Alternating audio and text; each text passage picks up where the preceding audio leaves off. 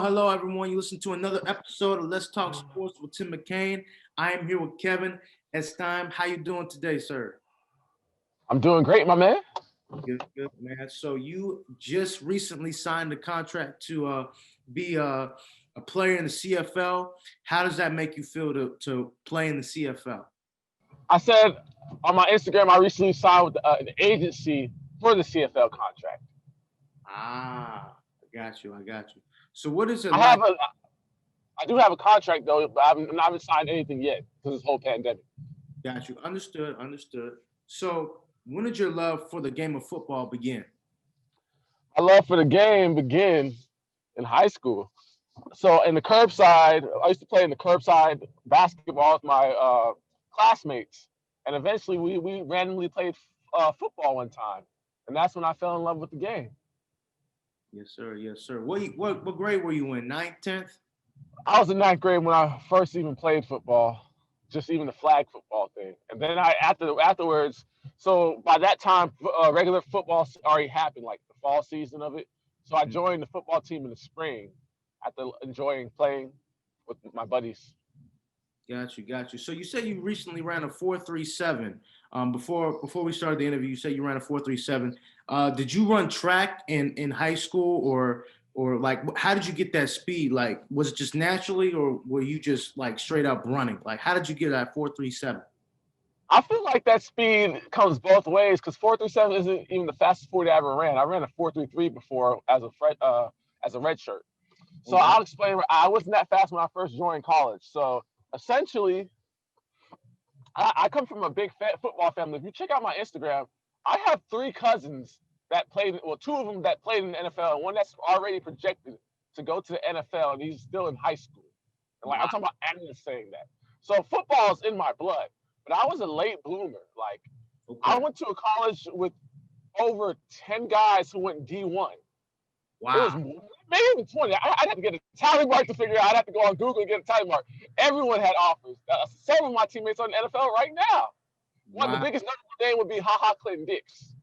So essentially, I was a late bloomer back then. I wasn't that good, but I had heart. So I walked onto a JUCO, and when I first walked onto the JUCO, I was pretty fast. By the time after training hard, I was a 4.5 guy. But then after the spring, I trained with the track team. I didn't run that year with the track team. I trained with the track team, and I just did all the football training still too.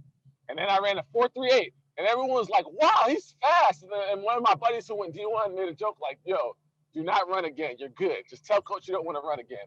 And I asked coach, "Do I have to run again?" He looked at me dead in the eye. He said, "Yeah, you got to run again." So I had a better start, and then bam, they said 4.33, and everyone was looking at me like I was a god or something. Yes, sir. Yes, sir. Yeah, The progression, that sounds amazing. So why safety? So you played the safety position. Why not on the offensive side being a running back or a wide receiver? Why the defensive side, especially in today's game where it seems like defenses they don't get the same calls, the same credit, the same recognition that an offensive player would get. so I'll explain. So at first I was a corner in my college career. I recently transitioned to safety. I have a lot of footage in my Instagram, but essentially I gained over 15 pounds of muscle after I graduated college. So now I'm 205 pounds and I'm super strong. So essentially, why I don't do offense? Because at first I had bad ball skills and then I just like to hit people. So, Mm, bad ball skills and like to hit people, you got to play defense. And I got some good ball skills, but I still like to hit people. I want to take heads off. That's why I'm playing safety. I want to be I don't want to be, I can play deep safety, but I want to be in the box, a linebacker type, like a Troy Polamalu or Bob Sanders type. I want the coach to put me in the box and I'm stopping the run and I'm stopping the pass because I'll cover the slot receiver. wow, I got you. So as a guy who likes to hit, guys like Troy Polamalu, they're kind of like non-existent in the NFL because the rules have totally changed. So somebody who likes to hit, okay, there's the rules have changed so much. How do you mentally still have that same savagery that they did, even though the rules have changed so much? I mean, the rules have changed. You can't literally headhunt someone anymore, but all you have to really do is target the number and Okay. don't lead with your head. If you target I'm talking about the jersey number. If Right. you Okay. target the jersey number, and you don't lead with the head, what penalty can they call? Okay, what about the defenseless receiver? Okay, so he's got so as an offensive player, they're catching the ball. They have to see you hit them. Like you can't just not, you know what I'm saying? Like as I that, get what you're saying. so like that's what I'm saying. So like you can't even do that. Like how would you handle that? Being somebody who's you want to ham somebody. I get what you're saying from that perspective. Now, like when I watch the NFL, I know exactly what you're saying. And shoot, it's gonna happen sometimes. You're gonna get a penalty. You watch it every game, right? There's always a penalty because of that. Exactly. Always. Exactly. So who are some of the people that you looked at? It was Troy Polamalu. Who are also some of the heavy hitters in the NFL that you were like, okay, I want to hit like that. I want to have that same impact. Bob Sanders, hands down. The only bad part about him was his injury history, man. He was a certified Hall of Famer if he never had those injury bugs. Wow. Certified Hall of Famer for sure. I got you. I got you. So mentally, as a football player, where do you see yourself? So I believe every person they have a movie that's playing in their head about how they want to see their life going. So as a football player, as somebody who wants to make it, somebody who has made it, like how do you visualize seeing yourself in that jersey when it comes to success, when it comes to championships? Like what are some of the things that come into your mind? Oh yeah, I want to win. I want to win and get a championship. But even after football, I still want to win. I want to coach players. I've been through a lot. I've been through way more than most people. So I can teach players how to overcome adversity. I'm just a bona fide winner. Even when football's done, I have life for football set up. Thanks to this pandemic, it kind of opened my eyes. Like, okay, because I was playing professional football before this whole pandemic was. I was literally in a jersey. I was playing professional football and arena football, and then bam, season canceled. So my mindset is after football, I'm coaching players. I'm opening up my own nutrition shop. I got a clothing brand. So I'm just going all in now. I want to be the best at whatever I do. You gotta have that mindset, like, hey, I'm gonna dominate. I don't want to be good. I want to be the best. Wow. You gotta have that mindset. Anything you do. Got you, got you. So you say you want to coach. Would you also like want to coach training camps? Like there's a guy in the NFL, Byron Williams. He does a lot of training camps where he's from. Would you want to do like some training camps, like when you as a professional or just when you retire? So coaching wise, I'd rather do just high school or college because it's more pure Mm, that way. You have some divas in the NFL. When you look at the NFL, a lot of players don't reach their potential because they got the money, and sometimes they shut it down when they get the money. mm-hmm. You give a player a 40 million guaranteed contract, you may never get the same effort again. Exactly. Exactly. That's a good point. So it's about the mindset. So okay, for you, somebody who loves football, let's say you get that big contract, right? 50, 60 million dollars. How do you feel like you would handle that money, that fame? You know what I mean? Like do you feel like you still have that same hunger within you? Oh, I'm gonna have that same hunger because we're gonna talk about the GOAT real quick, Deion Sanders. I love. If you ever look at his Instagram posts, he could just like you can see the energy with him. He's never stopped. He works out twice a day, and he's made over like close to $100 million. That's right. Definitely, if you had his coaching, he's making millions off coaching too. If you didn't know that, off Jackson State, and he Yes. has all these sponsors and everything, and he just doesn't stop. Success. That's the thing about success. What I learned, especially in America, some people have that limit. Once they hit their limit, they're done. They shut it down. I want to be like Deion Sanders. There is no limit. The sky is the limit. Not the sky isn't even the limit. There's the moon. So I'm gonna go hard every day. It's revenge when I make my success is gonna be my revenge, and I want plenty of revenge. I've people. I know people in the NFL right now that I just flat out think I'm better than, but they're in the NFL right now and I'm not. So I have to prove it. When I'm in the NFL, I'm gonna show that I'm better than them. Look at Kurt Warner. He didn't play in the NFL till he was about 28 years old. And he still became a Hall of Famer. I'm trying to be like that. I want that gold jacket. Yes, sir. I don't want 40 million. I want what Deion said. I'm gonna quote Deion says. I want the jacket that money can't buy. Ooh, I like that. I like that. Okay, so Kevin, what are your personal keys to success, and what are some of the things that you would tell a young boy, a young girl who wants to be in your position of chasing their dreams? What are some of the first things that you would tell them? First of all, you gotta want it, and that's determination and consistency. When people look at me, I mean, I got before and after pictures, so I can show I'm not lying. But when people look at me, they think I just had it all made. I could, when I first started bench pressing as a high school freshman, I could only do the bar 7 times. The bar, no weight next to it. So the bar 7 times, for people who don't know, would be 45 pounds. And I even lost to like one of those cheerleading girls in the arm wrestling and weightlifting class. People made fun of me so hard the whole year. That's really what gave me the mindset of always having headphones in. So essentially, people always made fun of me. So I just get an iPod and I just blast my music so I couldn't hear no one. And I just kept grinding in the weight room. By the end of that year, I was able to push 135 respectfully. So that's over 70-pound increase. Shoot, that's over about almost 100-pound increase. But now I can do 405. People, I kid you not. When I was in college, I'm still not, I wasn't even 205 when I was in college. When I was in college, I was like 180-ish for the most part. I remember when I hopped out the airport, I weighed back to Orlando, Florida. I weighed that someone in my high school. They didn't even recognize me because I was that small in high school. Wow. Entering my senior year, I was 155. So really? That's 50, yes. I got pictures too. I can show you that too. Wow. Yeah, 155. Yes. Now I'm 205. Like, think about it from a college recruiting point. A college recruiter isn't going to look at someone with a 5'8" frame and be like, okay, he's going to grow 3 inches taller and put on 50 pounds of muscle and get a lot faster. No one can predict that. No. That's crazy. That's crazy. But you know what, man? I think you're gonna use that. So okay. So what's the one thing? So when it comes to your story, right? And you were a late bloomer. Yes, sir. You literally, you said yourself, you grew 3 inches. You gained so many different pounds. You went from just bench pressing the bar to now bench pressing 400 pounds. When your career's over, right? And people say, okay, how did you get through the doubt? How did you get through the pressure of not being where everyone else was at and you started your own lane? What are some of the things that you would say, you know what, it doesn't matter about? Like, what are some of those things?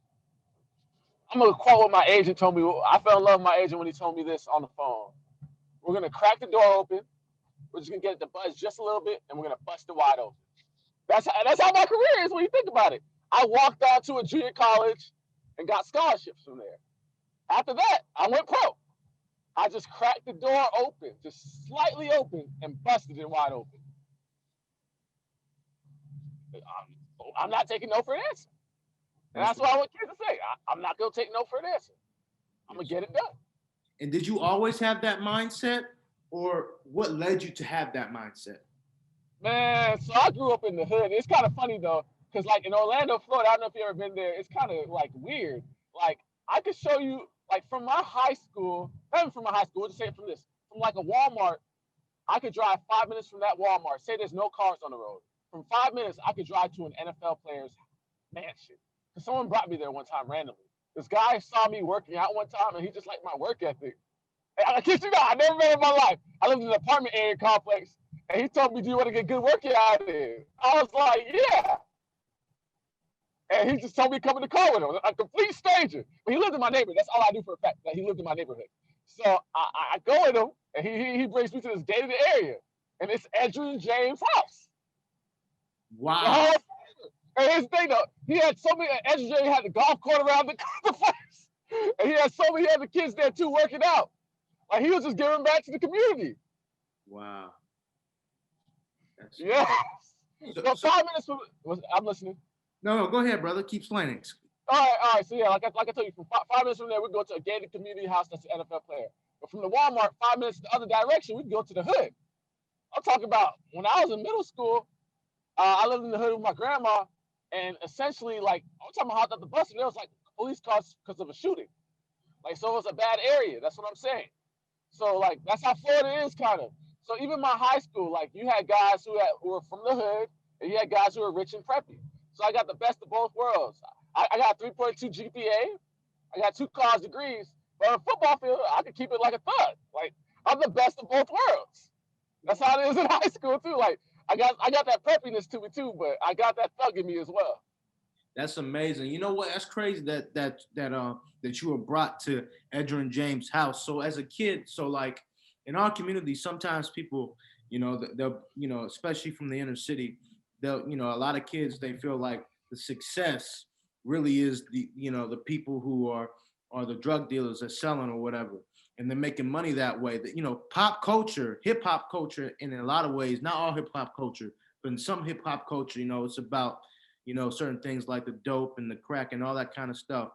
Like, but for you, being able to see both worlds, how did that impact you as a child? Seeing somebody like a football player in Edgerrin James, who was a great player, but also giving back to his community, and seeing also on the other side, like, how did that impact you and change your mindset? It impacted me because I knew when I had kids, I just wanted a better future. I didn't want to have that live them to have the struggle I had, and I just like saw that the high school I went to, like a lot of people went D1, so a lot of people were getting full rides, and I just seen like, okay, there's hope, and I just knew there was hope, so I just kept grinding. I feel like my story, like you ever seen the movie Rudy? Yes. I like never give up concept, but I'm trying to be a bigger Rudy. I'm trying to be the Rudy that made it. We're gonna call me the Black Rudy, the guy who made it, Yes, the sir. underdog who made it. That's how. Because when I watched the Rudy movie, I was in high school, and I looked at the person next to me like, wait, is this the end of the movie? I thought, what did I just watch? No offense to Rudy, I get the concept, like to never give up. But like, there's so many other stories that, like, like I don't want like a trophy. What's that thing called? A participation trophy. I don't Yeah. want that. That's how I would call the Rudy story. It's a participation trophy. Yeah. I When it comes to that movie, and it's funny, Joe Montana actually said some of that stuff didn't happen. Yeah, I know how the media always works. I understand that. I Some, feel like I feel like the whole team didn't come up to him. I bet a couple people did and cheered him on, but I don't think it happened to that extent. How you exact, see in the movie? Because exact. think about it, the game's over already. When the game's over, like even when you watch the NFL, like when the Kyler Hail Mary thing with DeAndre Hopkins, Yeah, I bet replay the game. Some of the teammates were already walking out the tunnel or halfway there already, wasn't it? that's right. Because even Patrick Peterson, he does a podcast, and he was talking about like he was halfway walked, but he was still looking. Mm. That's how it is. That's how it is, man. But but I like that. You said the Black Rudy that made it. You know what I'm saying? No Like, participation yeah, trophy. None of that. We gonna bust through it. You said we're gonna bust through that door and we're gonna make it. And that's gonna be your story. Kevin, where can they find you on social media? And do you have a YouTube where people can see some of your stuff? oh yeah. So my last name, I'll spell it out. E as in everyone, S as in star, T as in time, I as in inside, M as in man, E as in everyone. So they would just put Kevin and then my last name together, and that's also my YouTube channel. And I got plenty of content on my YouTube. I got videos of me squatting 605. Shoot, my favorite one, honestly, my favorite one is me doing paused box squats because that's actually harder than regular squats because you literally stop. Like you squat and at the bottom, you sit in the box and pause for a second, and then go back up. I did that 10 times, 510 times. Wow. That's my all-time favorite lifting video. But I'm gonna put some crazy stuff up in like 2 months or so. I'm a power clean like 365. Because if you look at some of the best athletes, the ones that can power clean a lot of weight have great vertical jumps and they have great 40s. Like for example, Barry Sanders, 200 pounds. If you look up, they say he could power clean 360. Mm. And then like I even seen a video of DK Metcalf. Everyone knows him. He power Yeah. cleaned 350 like it was nothing, and he was a sophomore at the time. He was. And they got a video of it. Not college sophomore, not no high school sophomore, college sophomore. But it's on video. It's on his Instagram and everything too. If you look it up, DK Metcalf 350 power clean, you'll see he throws it up like it's nothing. And he got a 40-inch vert and low 4.3 speed. Yeah. So yeah, like because a power clean is power. It's explosiveness. Because when you do a power clean, I started regularly doing them again. But when you do a power clean, like you only have so much time to get the lift done. Like a squat, you can take 5 seconds with it, but a power clean, it's like a second or less. Like you have to do it quick. you're forced to do the lift fast, and that's what makes you explosive because you gotta do it fast like that. When I got a video of me running 4.3 when I was a freshman, a redshirt freshman. And the thing is, before I even did that video, well, actually, right after I did that video, I power cleaned 315. I got that both on camera the same day. Right after I busted a 4.3, bam, power clean 315 the same day. Wow, that's crazy. Yes, You sir. know, DK, I think he started lifting weights like at what, 5, 6 years old? I, That's crazy. I would I, never let my son do that. You know what I mean? Never. and obviously, it didn't stunt his growth. That's true though. That's true. But you know, like, you know, historically and statistically speaking, you know, it's not good to do that for your kid, but it worked out for DK, man. But I hey, feel like he did like push-ups and stuff. I don't think he actually lifted weights. He okay. probably did a body weight. I'd have to look it up, but I'm pretty sure he just did a whole bunch of body weight exercises. Yes, sir. Yes, sir. So my last question to you is, okay, so high school version of you sees the future you now, the current you now. What do you think he would think of himself and the improvement that you've been from the time that you were a freshman starting out in high school playing the game to now doing the things you love? Think about that too. High school me wouldn't believe it. Like, wait, this could happen. See, I'm gonna give kids hope. You know, like if you look at it, if you're a teacher, right, a high school teacher, and you got some kid who's what 5'8", riding the bench in high school, runs let's see what I ran at the time, like a 4'7", no 4'9", entering my senior year. So Wow. 5'8", 4'9", 150 pound, riding the bench in high school, and he walks up to you and tells you, hey, I'm going to play professional football. I'm going to bench 405 pounds. I'm going to squat 605 pounds. I'm also going to gain 50 pounds of muscle, gain 3 pounds of height. And would you think this kid is on something? You would. You would. Like, this kid crazy. But that's, I feel like I'm already a legend, like it back home, because people are like, wait, what? He's playing professional football? And they look at my social media, be like, wait, they can scratch their head like, what? But I haven't made it yet. When I make it, that's what everyone's gonna hear my name and think. That's what I think about is the craziest part. Good thing about the CFL now, they changed the structure. So in the CFL, you used to have to play 2 years to go to the NFL. You can have one All-Star year, and you still have to play your other year. But my agent explained to me now that there's 1-year contracts in the CFL, and the indoor league is already like that, where like, hey, there's 1-year contracts. So for example, say for indoor football, if I wanted to go that route next year, say the season starts from March to July, I essentially could get invited to an NFL training camp the same year. And several players have done that in the indoor football league. That's why it's a good feeder system, because you can play the same year and go to the NFL because they finish right when the NFL starts.